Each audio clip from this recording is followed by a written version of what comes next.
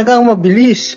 Tinawagan ka agad ako. Wow. Oo, agad. Tapos sa legit talaga. Tapos yung mga kasama niya, uy, na-invite na call na si Kuya. Grabe pala yun. Ang dami niya rin mga kasama na uy, sige, kami naman. Yeah. Hello, ma'am. Good morning po, sir. Good morning. Hi po, morning po. ma'am. Good morning. Morning.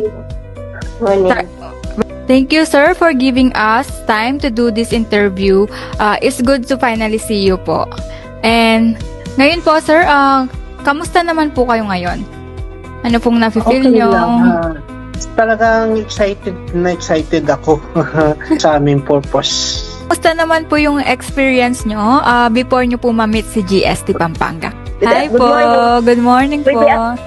Pwede pa ako magsagot? Yes, kasi ma'am. parang bago ko po yun na yung experience namin na bago ma-meet yung GST is ano talaga kami doubt kami kasi very doubted kami baka in the internet uso yung mga scam at saka hindi basta-basta lang magbayad kasi yung pera pinagpawisan yun. Yes So po. talagang yung mga referral testimony na Yes. pakinggan ko rin. So, that is why na hindi na ako nagduda. At saka sa mga tao ding nagsasabi sa akin, nag-refer next Yes. question.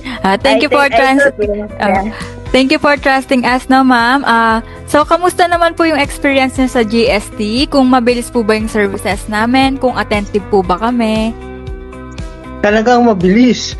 Tinawagan ka agad ako. Wow. Oo, agad. Tapos sa legit talaga. Tapos yung mga kasama niya, uy, na-invite na call na si Kuya. Grabe pala yun. Ang dami niya rin mga kasama na uy, sige, kami naman.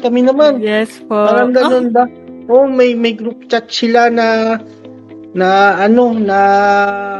nag-usap-usap lagi na nagmo-monitor. Congratulations Okay ba? po, sir. Ayun nga, thank you very much Congrats po. sa lahat. Tuloy-tuloy nito. Yes po. Sa experience nyo naman po, sir, mare-recommend nyo po ba kami sa friends nyo, relatives, and other po? Oo, siyempre, meron na nga eh. Ang dami na. Oo. Thank you po, sir.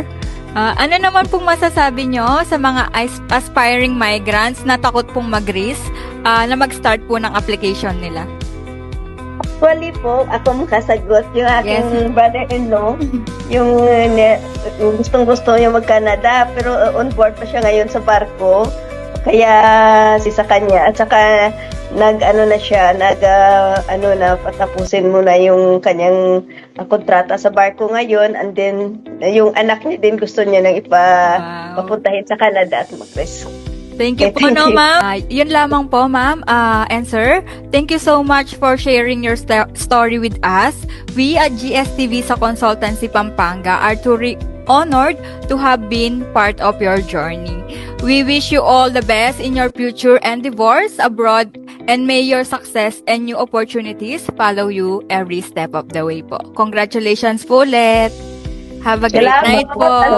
Ingat Inyo po. lahat, Yes, thank you Bye-bye. po.